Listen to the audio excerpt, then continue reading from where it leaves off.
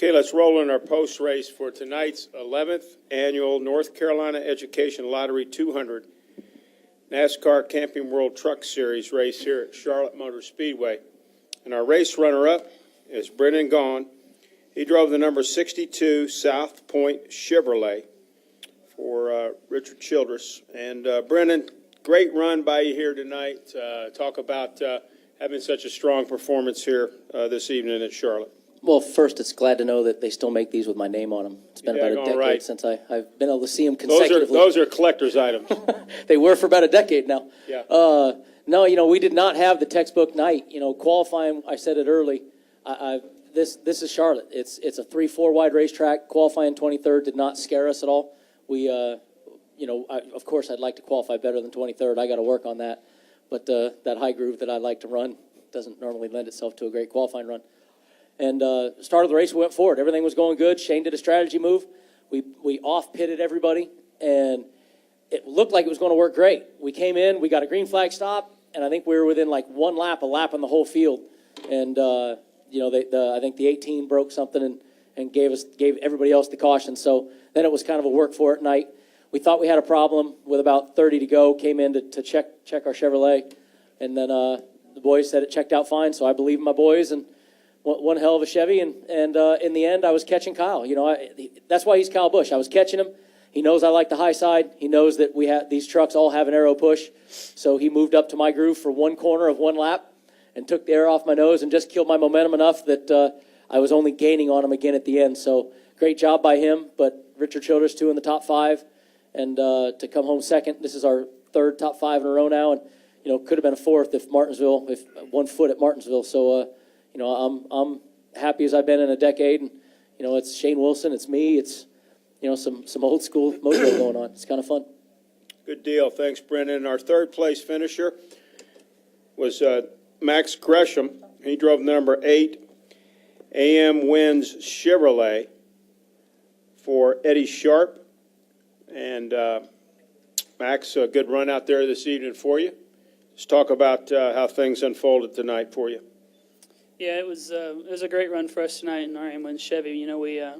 We started off kind of far in the back and kind of started with him, and we worked our way forward and, just slowly made gains and gains every pit stop, making our truck better. And that last pit stop, it really just came to life, and it was hunting pretty good there at the end. I was kind of catching Brendan a little bit, but he was just fast enough that we were kind of keeping the same distance. So, I couldn't be any happier with how we did today, and just happy to put a Charlotte-based company with AM Wins up front in tonight's race.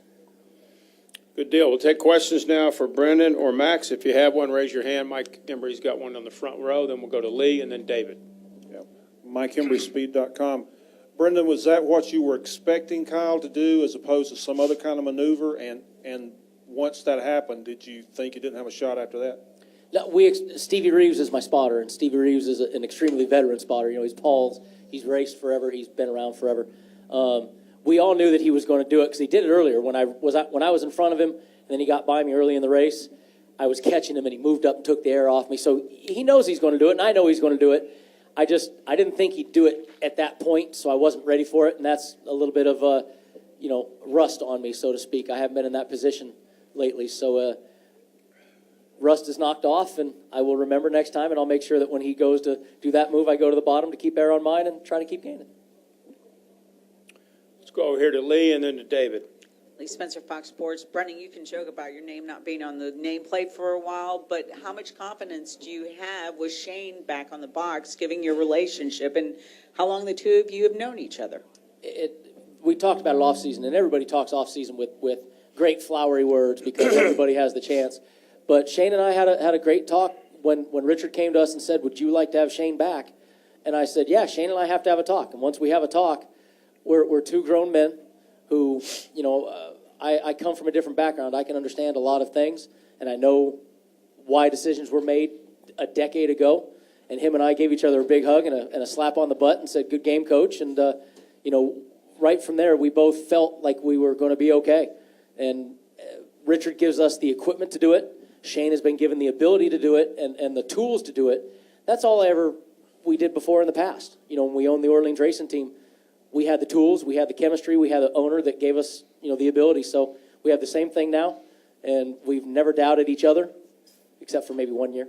But other than that, we both felt that we would do this. And, you know, when we qualified 23rd, Richard and Dylan and guys were definitely looking, going, you sure you guys are okay? You know, and Shane and I looked at each other and gave a little wink and said, no, we'll race fine. We both had confidence in ourselves. So it feels great. It's very calming and soothing to know that, you know, I'm getting there again and keep doing these in a row. We always said when I was a rookie, you got to have top 10s before you have top 5s. You got to have top 5s before you start winning. Well, we're 3 top 5s in a row again, so we're going to start putting back where we need to be. Go ahead, David. David Carville, NASCAR.com. 2 for Max. First of all, you know, to have guys coming up on pit road and shaking your hand and all that kind of stuff after a third-place finish, what does this mean to you from a confidence and a belief standpoint? Well, this is really just a win for us. You know, I started with Eddie last year and a couple races and had some really strong finishes there towards the end of last year. And this is just justification for us that we're going in the right direction, that Chris and I are working well together, and that we're getting better. You know, I'm getting better every week. He's getting better. The trucks are getting better. And, you know, that's all we can ask for. And secondly, given all the cautions and everything late, I mean, how close did you come to perhaps to not finishing where you did? That last caution, that last wreck almost got Dude, me. I had a front row seat for that. Max did a great job missing that last wreck, buddy. I asked when I got out of the car, it's like, I'm amazed there's no paint on the left side of the truck from how far low I had to go. And, you know, we had a lot of close calls there at the end. And it seemed like every restart when I was on the outside, it was just hectic. And it was especially for the last few. And, you know, my spotter, Lauren Rainier, did a great job working me through it and talking me through it. And, you know, I've got a lot of good people around me helping me to get where I need to be. And, you know, it showed tonight. Other questions? Right here on the front row with Mike, and then over here to Jerry. Mike Dunn from FrontStretch.com. Max, you're K&N Series champion. You come in to start running in the trucks, and I mean, you went from running in the very front of the pack to running at the back of the pack, granted. And it's taken a little bit, but you finally score not only your first top 10, but your first top 5. What does it say about perseverance and about your team in general? Well, you know, it's nice to finally get back running where I feel like I deserve to run and where I've earned to be and know I can be. You know, 2011 was a perfect season for me. We didn't miss a lap. We ran every lap and won the championship, and you can't ask more for that. And, you know, this year has been a lot better. Last year kind of hurt. You know, everything hurts when it doesn't go right. And this year's definitely putting us in the right path. And Chris Showalter and myself, you know, this is a huge confidence gainer for us. And, you know, we're going to go on the Dover, and we're going to have that extra confidence, and we're going to make it work.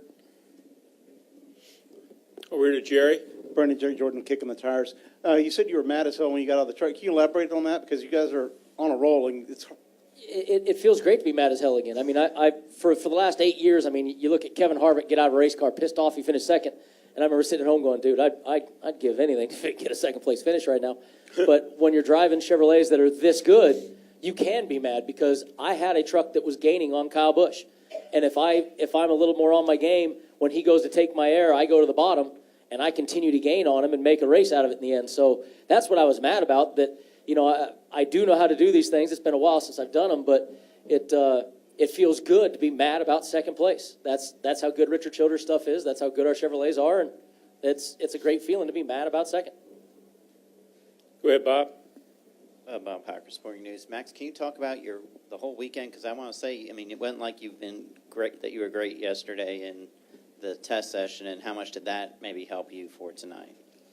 Yeah, well, yesterday didn't quite go as planned. We struggled a little bit to get the balance on our AM1 Chevy, but, you know, we made a wholesale change this morning that really brought it to life, and, you know, we were able to work on there and adjust on there, but we also took what we had learned yesterday and applied it in the race for changes, and that last change that Chris Showalter made, just, I mean, I haven't felt a truck like that ever. So, you know, like I said, we're making bounds and getting better, and it's just taking more time than I expected. Dustin. Dustin Long, Motor Racing Network. Brendan, looking back on it now, the decision not to pit early in the race, obviously you got out in the lead, but had to fight back when the caution didn't fall your way. Hurt, help? How do you? Strategy. Shane Wilson has always been a great strategist, a pit road strategist. We talked before the race that we might do something a little off, and it worked at Kansas great. So I always back that move. I don't care if it works or not. It didn't work in this case, but the story of my career came that close to working.